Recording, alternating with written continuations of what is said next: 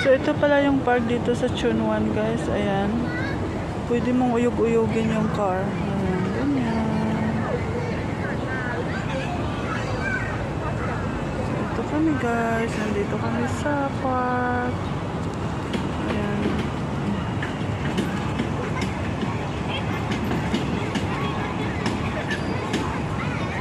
Maaalog ang ulo mo dito sa sasakyan na to, guys. Diyos ko. Alog ang utak mo dito sa sasakyan na to.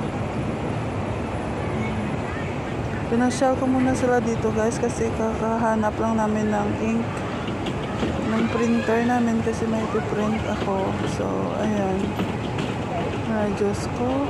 Oh, diba? Ay, iwan ko na lang sa mga anak ko na ito.